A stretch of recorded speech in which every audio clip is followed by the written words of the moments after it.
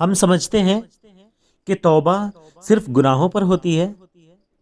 پر آج یہ انکشاف ہوا توبہ تو نیکیوں پر بھی ہوتی ہے۔ ہر وہ نیکی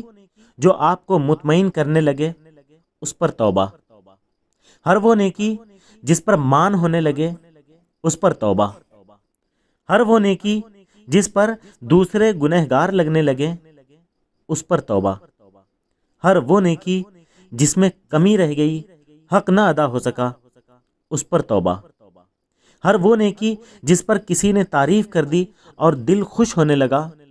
اس پر توبہ، ہر وہ نیکی جس پر دل چاہے کہ لوگ اس کا صلہ نہ دیں پر کم از کم شاباشی ہی دے دیں اس پر توبہ، ہر وہ نیکی جس کے بدلے صلہ یا شکریہ تو نہ ڈیمانڈ کریں پر اتنا ہی کہہ دیں کہ بس دعاؤں میں یاد رکھیے گا اس پر توبہ، کیونکہ اصل میں ہم نے سوچا کہ کم از کم نیکی کے بدلے دعا تو ملنی ہی چاہیے۔ کیا نیکی دعاؤں کے لیے کی یا اللہ کے لیے؟ کیا نیکی شاباشی کے لیے کی یا اللہ کے لیے؟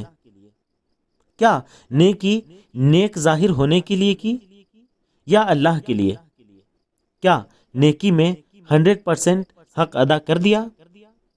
یا اللہ کی شان کے مطابق نیکی کر لی جو زوم ہونے لگا؟ توبہ، توبہ